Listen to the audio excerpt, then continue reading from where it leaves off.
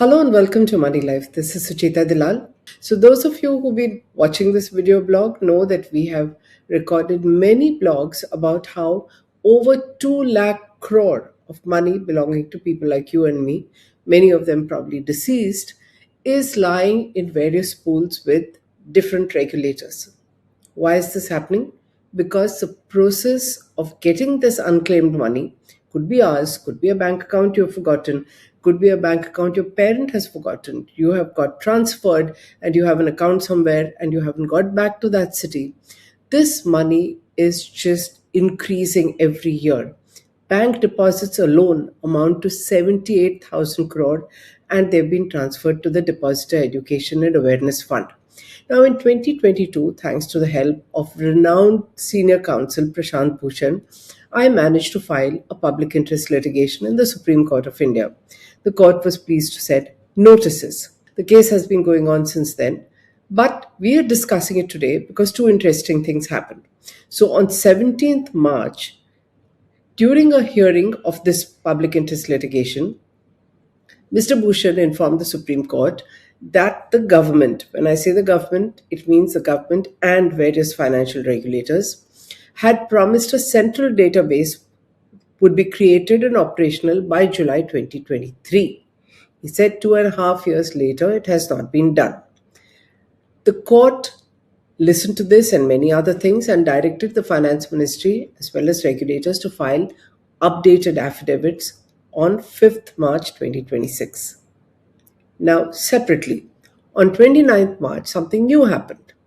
The Finance Ministry quietly launched what it called a single unified online platform for citizens to search and trace unclaimed bank deposits, insurance claims, shares, mutual funds across the financial ecosystem. The website address is www.unclaimedassetportals.in. Isn't this fantastic?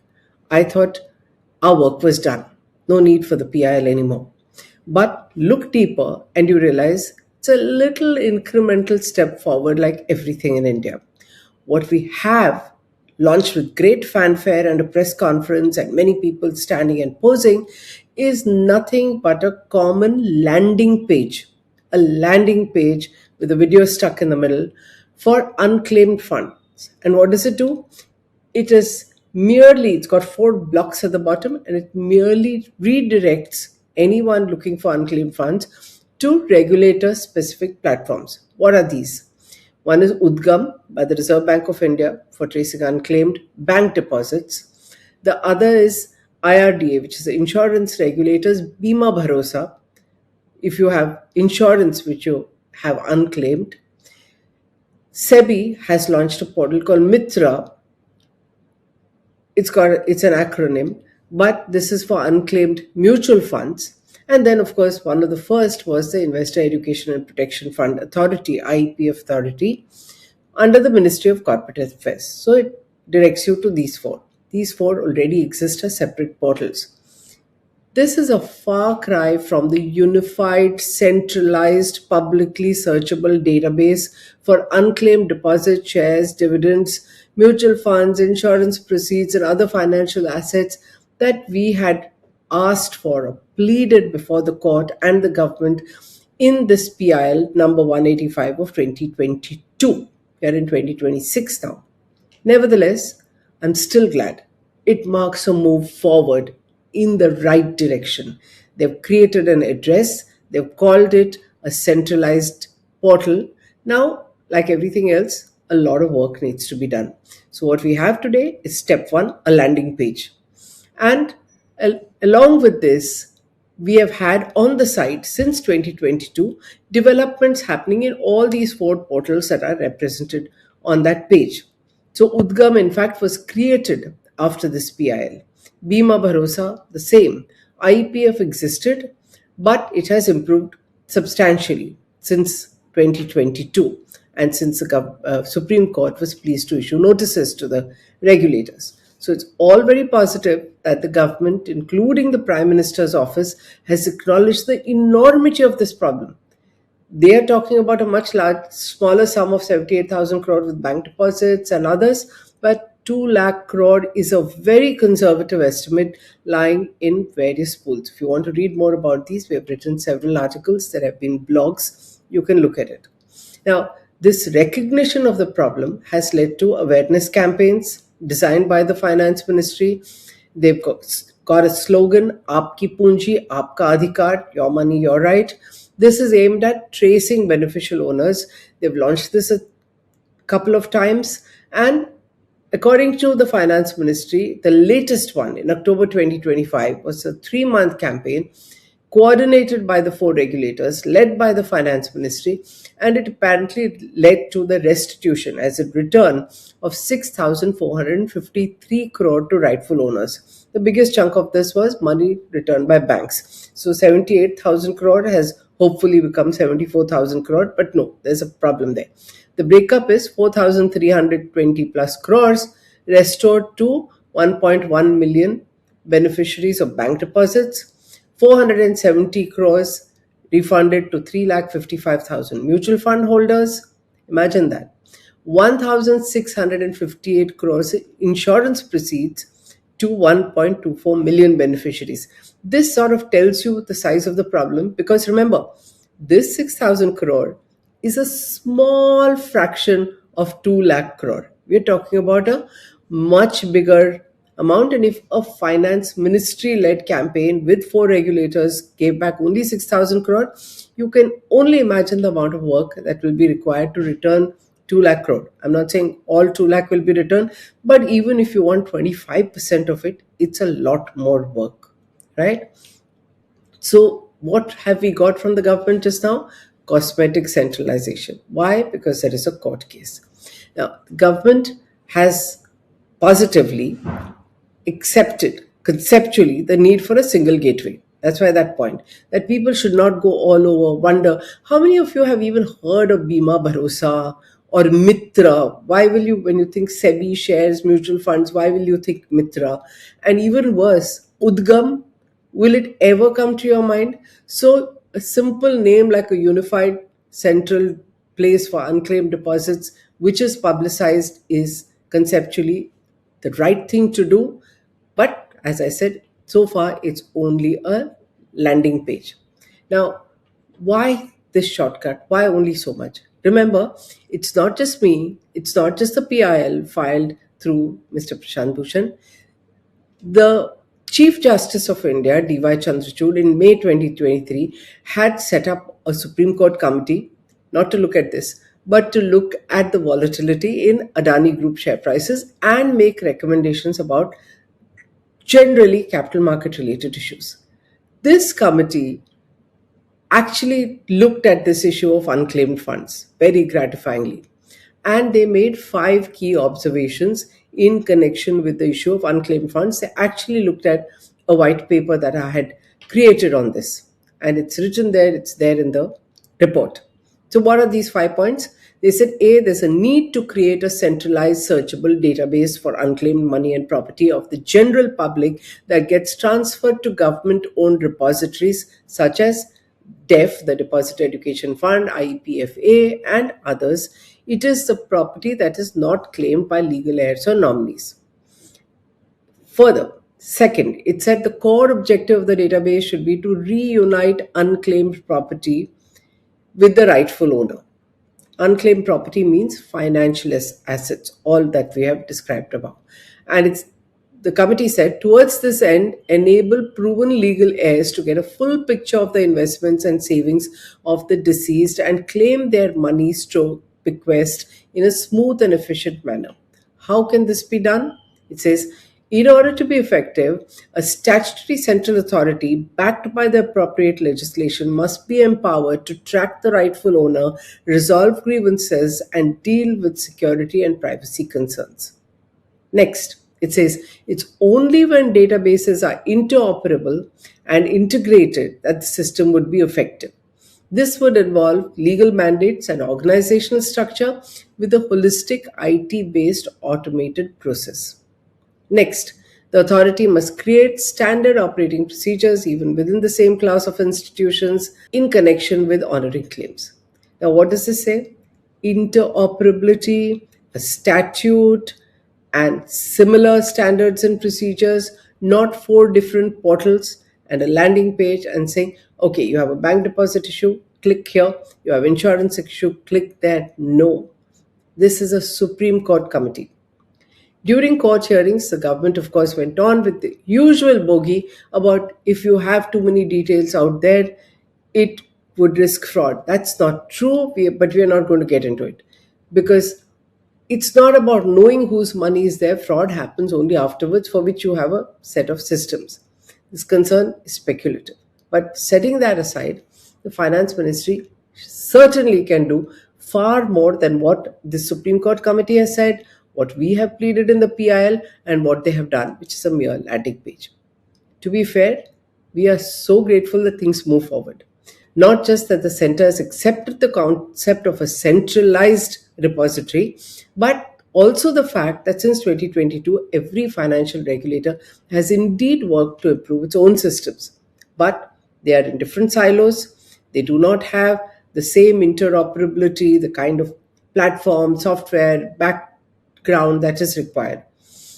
This forces beneficial owners, particularly legal heirs, dealing with assets across categories to make repetitive submissions. So everything from who are you, what is your claim, what is your KYC, whose details are you searching, are they your bank deposits that are lost, or are you looking for money that you ought to have got from a parent or someone who has nominated you?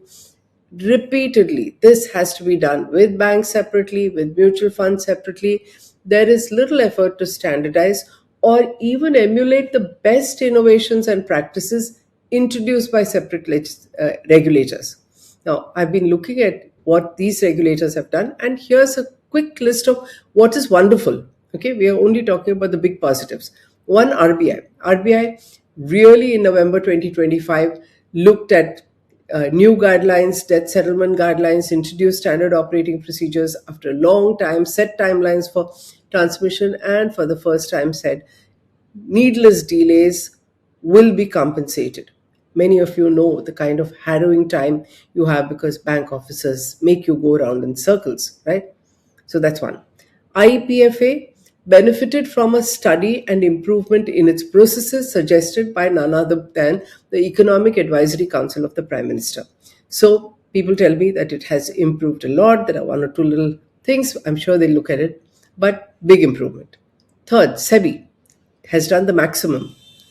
Most extensive reforms on transmission of assets, including detailed timelines, SOPs, creation of a centralized KRA, which is KYC registration agency, and a centralized death reporting system put in place in 2024. What does this mean? Under this, when you submit a simple death certificate, self-attested, it triggers notifications across intermediaries, your DPs, your different registrar and transfer agents, leading to specific action where nobody then can transact in those shares across mutual funds, across DPs. You may have multiple accounts, right? SEBI also integrated DigiLocker so that people are able to store their holdings in the DigiLocker and even appoint a data access nominee who will automatically be notified upon the investor's death. SEBI has also strengthened the Mitra platform for tracing unclaimed mutual fund folios. So clearly, there are a lot of terrific things in individual silos that could get centralized.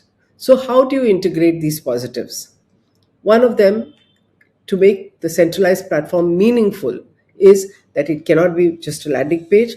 At least some basic procedures should not be repeated across these four. Because remember, it's not that you're only going to have bank deposits.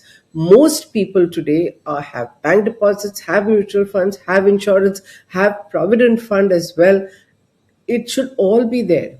So since they hold investments across asset classes, you have to be able to trigger a single unified search query for a name, say your own name, or that of a deceased parent, by putting in PAN or address, and this should be triggered across different assets, mutual funds, banks, insurance policies, so that you don't go and separately search like the government expects you to.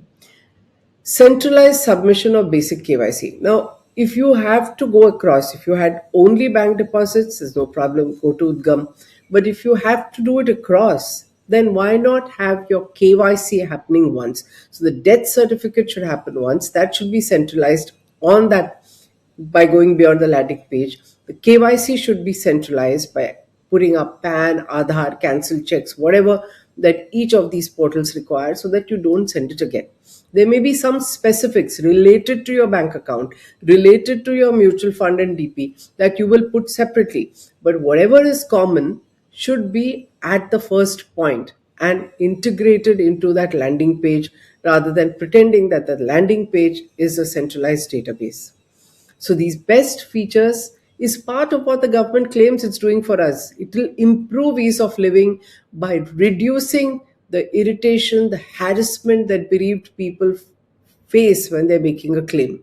So death registry, centralized KRA system, trigger alerts across asset classes, across all four. So if you put in a death certificate, whether it's your bank or your mutual fund and RTA or the insurance company, all of them know that the person is dead and the certificate is there. That should happen at a centralized level.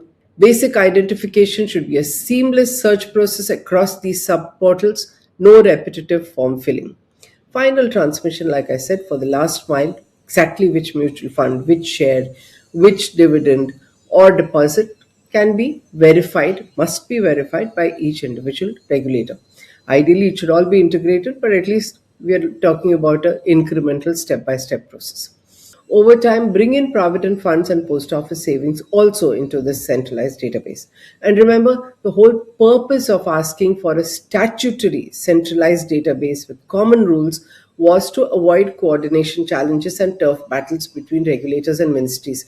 In fact, it's a job of the ministry. We have a common regulator with the Ministry of Corporate Affairs and the Finance Ministry. You have the PMO sitting on top of it. And today the government is in a position to tell all of them to fall in line to improve ease of living for us. And this would have been possible through a statutory central authority backed by legislation. But like I said, India moves very slowly, step by step. So this is a welcome first step. But claimants and legal heirs who are at the heart of my PIL will still continue to face a fragmented, document-heavy maze. The Supreme Court may continue to scrutinize this with the case, and hopefully the government will finally deliver what we want. But it will be so much easier if maybe the Prime Minister's Economic Advisory Council looks at processes over here, realizes the importance, realizes it is in public interest, and that this number growing, unclaimed deposits growing above 2 to 3 lakh crore. Remember, I said 2 lakh crore is very conservative. If this number grows, it is embarrassing for the government. Hopefully, they will step in and make all these portals fall in line. Don't forget that all four portals have been hastily done after 2022. There is still time to create that statutory authority and do it. Let's hope the government moves in that direction. If you agree with what I say, please spread the word. This is about all of us. You are either going to make claims or you're going to leave something behind, because if you are born, you are going to exit someday. So it is about you. Spread the word and create the pressure. Thank you.